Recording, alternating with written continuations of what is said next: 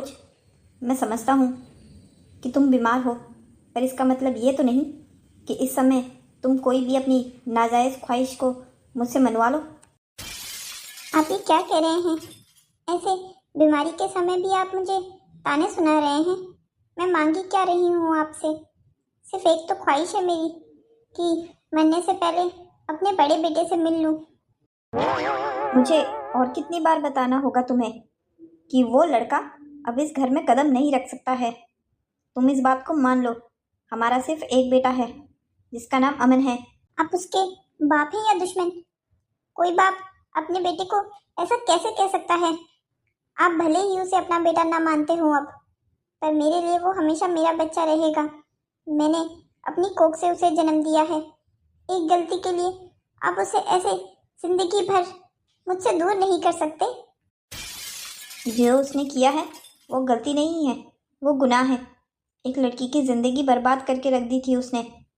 मंडप में छोड़ के आ गया था वो। अगर अमन उस समय वैष्णवी से शादी नहीं करता तो हम तो पूरे समाज में कहीं मुंह दिखाने लायक भी ना रहते अभी। तुम्हारा वो बेटा इस घर में अब नहीं आ सकता है। तुम मेरी बात कान खोलकर सुन लो। आप वैष्णवी की वजह से उसे यहाँ नहीं बुला रहे हैं ना? अगर बहू ही मान जाए कि उसे कोई परेशानी नहीं है विजय के यहाँ आने से, तब क्या आप मेरे बेटे को यहाँ आने देंगे? सरोज, मैं अच्छे से समझता हूँ कि तुम्हारे दिमाग में क्या चल रहा है, पर तुम ऐसा करने की सोचना भी मत। मैं जानता हूँ तुम बहू को इमोशनल ब्लैकमेल करोगी, जिसके कारण वो मान जाएगी। आप क्यों नहीं समझते हैं? 2 साल से ज्यादा हो गया है, मैंने अपने बड़े बेटे को नहीं देखा है। मैंने मना किया ना। बस अब इस टॉपिक पर आखिरी बार बात हो रही है। मुझे अब इस टॉपिक पर और कोई बहस नहीं करनी है तुमसे। तुम आराम करो। हे भगवान, आखिर ये समझते क्यों नहीं है? सरोज को लगता है जैसे मैं अपने बेटे से प्यार ही नहीं करता, पर उसे कैसे समझाऊं? जो उसने किया है मैं उसे माफ नहीं कर सकता हूँ। समाज थूकेगा मुझ पर। बाबा क्या बात है? आप कुछ परेशान लग रहे हैं। माँ तो ठीक है ना? कुछ नहीं बेटा अमन, बस ऐसे ही। बाबा, आप जानते हैं ना, आप झूठ बोलने में बिल्कुल अच्छे नहीं हैं। तो कोशिश मत किया कीजिए और मुझे सच सच बताइए, क्या बात है? आप क्यों परेशान हैं? बेटा तेरी माँ जिद पर अड़ गई है कि उसे विजय से मिलना है। हाँ? माँ को भैया से मिलना है? मिलना भी होगा। कितना समय हो गया है भैया माँ से नहीं मिले हैं।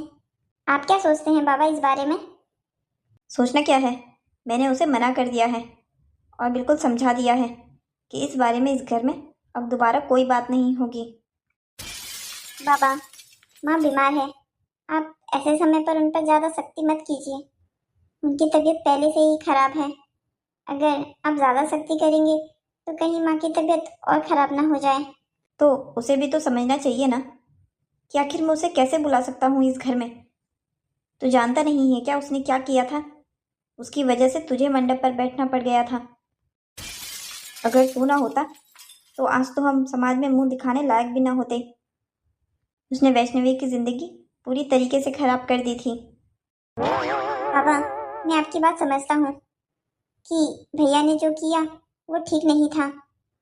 अगर उसे शादी करनी ही नहीं थी तो पहले ही हाँ नहीं करता। हमने कौन सा उसके सर पर बंदूक रख दी थी और तब उससे हाँ करवाया था। उसको लड़की खुद पसंद आई थी। उसने वैष्णवी को पहली बार देखकर ही हाँ कर दिया था, पर जैसे ही उसके बॉस की बेटी ने उसे शादी के लिए प्रपोज किया, उसने वैष्णवी को छोड़कर उससे शादी कर ली। बाबा, आप ऐसा क्यों कह रहे हैं? क्या पता भैया भी श्रेया भाभी को पसंद करते हो। कोई पसंद नहीं करता है, वो सिर्फ और सिर्फ उसके पैसों के लालच में शादी की है उसने। ये शादी उसको बहुत महंगी पड़ेगी। तू मुझसे ये बात लिख के ले ले। बाबा प्लीज, अब ऐसे तो ना कहिए। वो इस घर में बिल्कुल नहीं आ सकता है। बस मेरा फैसला अंतिम है। ठीक है बाबा, जैसी आपकी मर्जी। और तुम वैष्णवी से इस बारे में कोई बात मत करना। मैं नहीं चाहता उसका नाम इस घर में भी लिया जाए। ठीक है बाबा, मैं कोई बात नहीं करूँगा। आप चिंता मत कीजिए। माँ की तबीयत बहुत खराब है। एक भैया ही हैं जिन्हें देखकर माँ खुश हो जाती हैं। क्या मुझे वैष्णवी से इस बारे में बात करनी चाहिए? वैष्णवी समझदार है, शायद वो मेरी बात समझने की कोशिश कर ले। ये अमन कहाँ रह गए? आज इन्हें सोने का मन नहीं है क्या? अरे, मैं आपके ही बारे में सोच रही थी। क्या बात है, आज 11 बज गए हैं, सोने का मन नहीं हो रहा है क्या? या फिर आज नींद ही नहीं आ रही है आपको? वो वैष्णवी, मुझे तुमसे कुछ बात करनी है। अमन, क्या बात है? सब कुछ ठीक तो है ना? आप मुझे कुछ परेशान से लग रहे हैं। मुझे बताइए, क्या बात है? क्या पता मैं कुछ मदद कर सकूं आपकी। वैष्णवी, अब जो आगे मैं कहने वाला हूँ वो सब सुनकर तुम्हें शायद मैं सेल्फिश लगूंगा, पर मेरा ये करना बहुत ज़रूरी है। मैं पहले तुमसे बात करना चाहता था, उसके बाद ही कोई फैसला लेना चाहूँगा। तुम मुझे बताओ कि मैं क्या करूँ। अरे, आप ऐसा कैसे कह सकते हैं? दुनिया में ऐसी कोई बात नहीं हो सकती जिसकी वजह से मैं आपको सेल्फिश कहूँ। आपने तब मेरी इज्जत की रक्षा की थी जब दुनिया ने मुझे मेरी गलती ना होते हुए भी गुनहगार बना दिया था। आपके भाई जब मुझे मंडप में अकेला छोड़कर चले गए थे, तब आपने मेरा हाथ थामा था।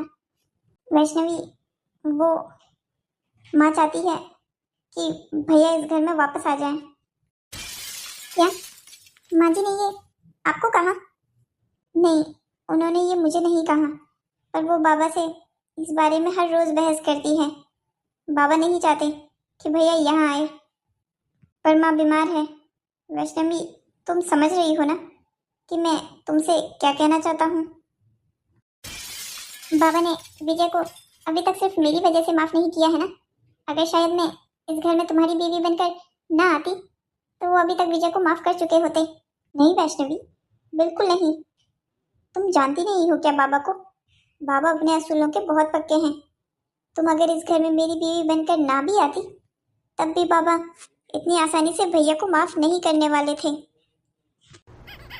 भले ही वो समय लेते, पर एक ना एक दिन विजय को माफ कर देते। पर अब जब मैं यहाँ हूँ तो वो चाहकर भी उन्हें माफ नहीं कर सकते। बिल्कुल नहीं, ऐसा कुछ नहीं है। इन सब चीजों के लिए तुम जिम्मेदार नहीं हो।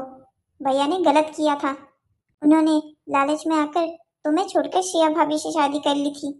भैया की गलती थी, इसलिए बाबा उन्हें माफ नहीं करते, ना कि तुम्हारी वजह से। क्या हुआ वैष्णवी, तुम्हें मेरी बात का बुरा लगा क्या? देखो, अगर तुम्हें मेरी बात का बुरा लगा है तो आई एम सो सॉरी।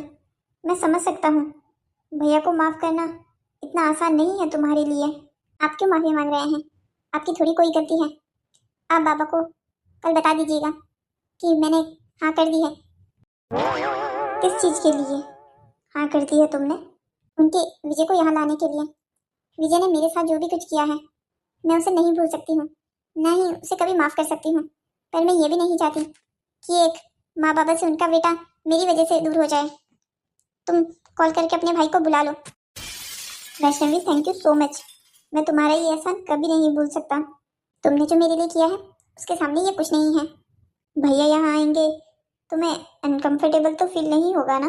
नहीं, जब तक तुम मेरे साथ हो मुझे किसी चीज़ से अनकंफर्टेबल फील नहीं हो सकता। मैं जिंदगी भर तुम्हारे साथ हूँ, तुम उस चीज़ की चिंता मत करो। देखो, भैया वैसे भी यहाँ नहीं रहने वाले हैं, माँ से मिलने आएंगे और फिर वापस चले जाएंगे। कोई बात नहीं, मैं एडजस्ट कर लूँगी। ठीक है, फिर मैं कल ये खुशखबरी बाबा को बताता हूँ। चलो ठीक है, फिर आप सो जाते हैं, मुझे काफ़ी नींद आ रही है। बाबा, आपसे बात हो सकती है? हाँ अमन, बताओ क्या बात है। वो बाबा, मुझे आपसे भैया के यहाँ बुलाने के फैसले पर कुछ बात करनी थी। अमन, मैंने तुमसे कल क्या कहा था कि वो टॉपिक कल ही खत्म हो चुका है। अब तुम्हें उस बारे में और क्या बात करनी है? पक्का तुम्हारी माँ ने तुमसे कहा होगा मुझसे बात करने के लिए, है ना? नहीं बाबा, ऐसा कुछ नहीं है। माँ ने मुझसे कुछ नहीं कहा है। अगर तुम्हारी माँ ने कुछ नहीं कहा है तो तुम्हें क्या बात करनी है अपने भाई के ऊपर? बाबा, मैं चाहता हूँ कि आप भैया को कुछ दिनों के लिए यहाँ बुला लें। तुम्हारा दिमाग तो खराब नहीं हो गया है ना, ये जानते हुए कि उसने तुम्हारी बीवी के साथ क्या किया था? तुम ये कहना चाहते हो मुझसे? बाबा, मैंने वैष्णवी से बात कर ली है। उसे इस बात से कोई परेशानी नहीं है। उसने उसने साफ साफ कह दिया है कि विजय भैया के यहाँ आने से उसे कोई परेशानी नहीं है। विजय भैया ने शादी के मंडप पर उसे छोड़कर जो पाप किया था उसका पश्चाताप वो 2 सालों में कर चुके हैं। अमन, तुम सच कह रहे हो? ये सब कुछ तुम्हें वैष्णवी ने खुद कहा? हाँ बाबा, ये सब कुछ मुझे वैष्णवी ने खुद कहा।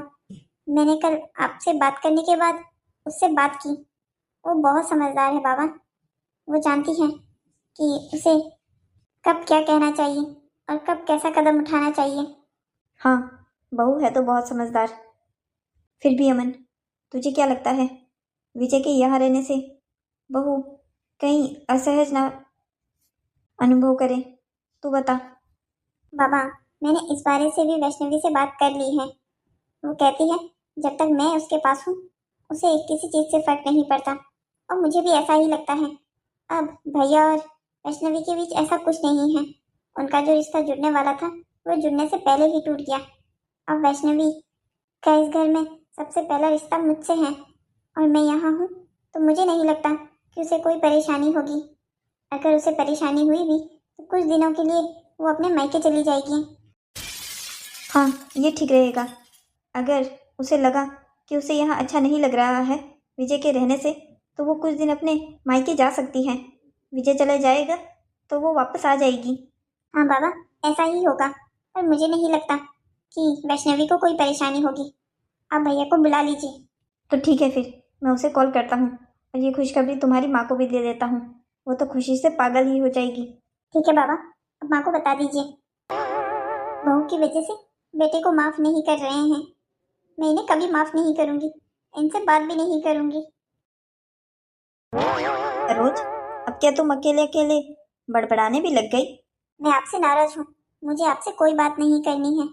आप मुझसे बात करने की कोशिश भी मत कीजिए। अरे, तुम मुझसे नाराज हो क्या? फिर तो मैं तुम्हें वो खुशखबरी भी नहीं बता सकता जिसे बताने के लिए मैं यहाँ तक आया था। चलो कोई बात नहीं, तुम मुझसे नाराज ही रहो। मैं खुशखबरी किसी और को बता देता हूँ। आप किस खुशखबरी की बात कर रहे हैं? प्लीज बताइए ना। अरे, थोड़ी देर पहले तो तुम मुझसे बात नहीं कर रही थी। बस अब रहने भी दीजिए और परेशान मत कीजिए मुझे। और बताइए, कौन सी खुशखबरी बताने वाले थे आप मुझे? यही कि तुम्हारा बड़ा बेटा आने वाला है, जिसे मिलने के लिए तुमने इतने दिन से जिद लगा रखी थी। आप मुझसे मजाक तो नहीं कर रहे हैं ना? देखिए, अगर आप मुझसे मजाक कर रहे हैं तो मैं आपको कभी माफ नहीं करूंगी।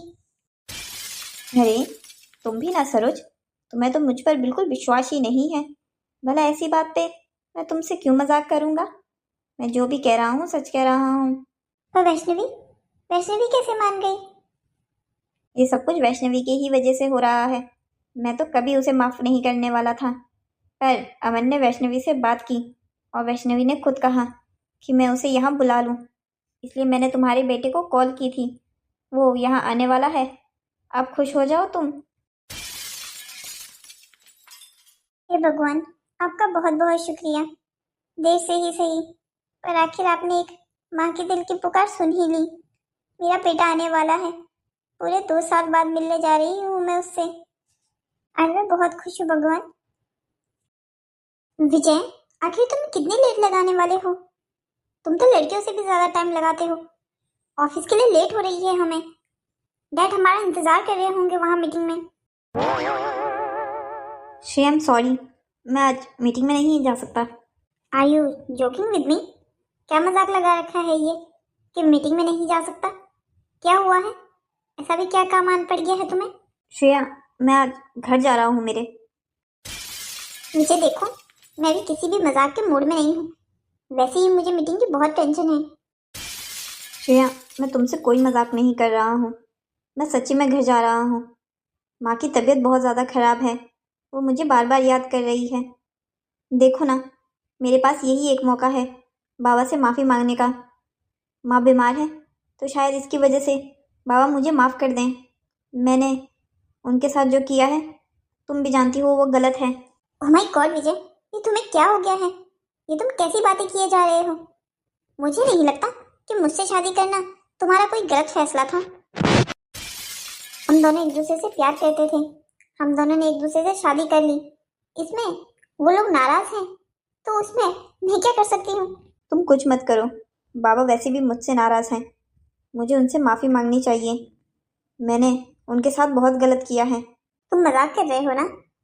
देखो अगर ये मजाक है तो बस अब बहुत हुआ, बंद करो अपना ये मजाक और चलो, ड्राइवर बाहर काफी समय से वेट कर रहा है हमारा। श्रेया, मैं कोई मजाक नहीं कर रहा हूँ। मैंने बैग पैक कर लिया है अपना। इसका मतलब तुम सच में जा रहे हो? तुम वहाँ कैसे जा सकते हो? उन लोगों ने तुम्हें घर से निकाल दिया था, याद नहीं है क्या तुम्हें? गलती भी तो मेरी ही थी। मेरी शादी हो रही थी और मैं दुल्हन को मंडप में छोड़कर तुमसे शादी करने के लिए भाग चला गया। फिर भी एक किसी बाहर से आई हुई लड़की के लिए वो अपने बेटे से इतने साल नाराज कैसे रह सकते हैं? 2 सालों से उन्होंने तुम्हें याद भी नहीं किया है, इस बात को भूल गए हो क्या? देखो तुम्हारी माँ बीमार है, मैं समझ सकती हूँ, हम उन्हें अच्छे हॉस्पिटल में लेके जा सकते हैं, पर तुम प्लीज वहां मत जाओ। वैसे भी वहां तुम्हारी वो मंगेतर भी तो थी जिसने तुम्हारे भाई से शादी कर ली थी। ओह माय गॉड, किस टाइप की चीप लेडी है वो। तुमसे शादी नहीं हुई तो तुम्हारे भाई से कर ली। तुम आखिर वैष्णवी के बारे में ऐसा कैसे कह सकती हो? उसके पास कोई ऑप्शन नहीं था इसके अलावा कि वो अमन से शादी करें। अगर वो उस समय अमन से शादी ना करती तो कोई लड़का उससे शादी करने के लिए तैयार नहीं होता। भला ऐसी लड़की से कौन शादी करता जिसे एक लड़का मंडप में छोड़ के चला गया? मेरी वजह से उसकी ज़िंदगी खराब हो जाती। अच्छा हुआ ना कि अमन ने मंडप पर ही उसका हाथ थाम लिया। देखो मुझे तुम्हारे इस फैमिली ड्रामे में कोई इंटरेस्ट नहीं है बिल्कुल भी। बस मैं चाहती हूँ कि तुम वहां मत वैष्णवी, बेटा तुमसे बात हो सकती है? हाँ बाबा कहिए ना, क्या बात है? माँ जी को कुछ चाहिए क्या? अरे नहीं नहीं बेटा, तुम्हारी माँ जी को कुछ नहीं चाहिए। मैं बस तुम्हारा धन्यवाद कहना चाहता था। तुमने विजय को यहाँ आने के लिए हामी भर दी। बेटा ये बहुत बड़ी बात है हमारे लिए। इसके लिए बहुत बड़ा दिल चाहिए होता है। तुमने उसे माफ़ कर दिया, ये सुनकर मुझे बहुत अच्छा लगा। बाबा देखिए, मैं आपका दिल नहीं तोड़ना चाहती, पर मैं आपसे झूठ भी नहीं कह सकती। मैंने उन्हें माफ नहीं किया है और ना ही कभी आगे भविष्य में करने का कोई इरादा रखती हूँ। मैंने उनको यहाँ आने के लिए सिर्फ माँ जी की वजह से हाँ किया है। माँ जी की तबीयत खराब है और मैं नहीं चाहती एक माँ को सिर्फ मेरी वजह से उनके बेटे से दूर रहना पड़े। मैं समझ सकता हूँ बेटा, पर फिर भी तुमने उसके लिए यहाँ आने के लिए हाँ कर दी, वही बहुत बड़ी बात है। मैं तुम पर कोई ज़ोर ज़बरदस्ती नहीं करूँगा उसे माफ़ करने के लिए। वैसे भी उसने गलती ही इतनी बड़ी की है कि कोई भी लड़की उसे कभी भी माफ़ नहीं कर सकती। धन्यवाद बाबा मुझे समझने के लिए। वो थोड़ी देर में ही आता होगा। देखो, अगर तुम कुछ दिन अपने मायके जाना चाहती हो तो जा सकती हो। नहीं बाबा, इस चीज़ की जरूरत नहीं पड़ेगी और वैसे भी माँ जी को यहाँ मेरी ज़रूरत है। हमने कुछ पिछले जन्म में अच्छे कर्म ही किए होंगे जो तुम हमें बहू के रूप में मिली। आखिर उस बेवकूफ़ ने इतनी अच्छी लड़की को छोड़कर उस लड़की में क्या देखा जो उस लड़की से शादी कर ली? क्या ये तुम्हारा आखिरी फैसला है? हाँ बिल्कुल, मेरी माँ को मेरी ज़रूरत है। देखो श्रेया, मैं वापस आ जाऊँगा, बस कुछ ही दिनों की तो बात है। तुम अपनी माँ को यहाँ भी तो बुला सकते हो। देखो हमारे घर में कितनी अच्छी फैसिलिटीज हैं, मैं पूरे घर को हॉस्पिटल बना दूंगी, बस तुम मत जाओ वहाँ। इस बात के लिए बाबा कभी भी राज़ी नहीं होंगे। तुम ऐसी कोई बात मत करो जिसमें कोई सेंस ना बने। मुझे जाने दो, मैं कह तो रहा हूँ बस कुछ ही दिनों की तो बात है। कुछ दिनों बाद मैं वापस खुद यहाँ पर वापस लौट कर आ जाऊँगा। आखिर ये मुझे छोड़कर ऐसे कैसे जा सकता है? मैं विजय को उस घर में अकेले नहीं रहने दे सकती हूँ, पर मैं करूँ भी क्या? इसने तो वहां जाने की जिद पकड़ ली है, पर इसकी वो मंगेतर भी तो वहां है। मैं इन दोनों को वहां अकेला नहीं छोड़ सकती हूँ। अगर इसका दिल उसे देखकर पिघल गया तो नहीं, मैं ऐसा नहीं होने दे सकती। बड़ी मुश्किल से मैंने विजय को अपना बनाया है, मैं उसे इतनी आसानी से नहीं जाने दे सकती। मुझे भी वहां जाना होगा, मैं वहां पर विजय को अकेला नहीं रहने दे सकती हूँ। हाँ, अब मैं भी वहां जाऊंगी। मैं जल्दी से अपना सामान बांध लेती हूँ। अरे पापा ठीक है, मैं ले आऊंगा सारा सामान। कितनी बार और मुझे याद दिलाओगी? अब तो तुमने मुझे लिस्ट भी पकड़ा दी है। पिछली बार भी आप यही कॉन्फिडेंस लेके गए थे। लिस्ट देने के बावजूद भी आप बहुत सारी चीजें भूल गए थे, इसीलिए इस बार मैं आपको बार बार याद दिला रही हूँ। अमन, अरे भैया आप। क्या हुआ? तुम दोनों मुझे देखकर चौंक क्यों गए? बाबा ने तुम्हें बताया नहीं था क्या कि मैं आने वाला हूँ? अरे नहीं नहीं भैया, ऐसी कोई बात नहीं है। हमें मालूम था आप आने वाले हो। आइए ना, आप अंदर आइए। मैं अभी कुछ सामान के लिए बाहर जा रहा हूँ। माँ पापा कहाँ हैं? बाबा और माँ उनके कमरे में हैं। आप जाइए उनसे मिल लीजिए। वैष्णवी, तुम ठीक तो हो ना? हाँ मैं ठीक हूँ, आप मेरी चिंता मत कीजिए। ठीक है, मैं सामान लेकर जल्दी वापस आता हूँ।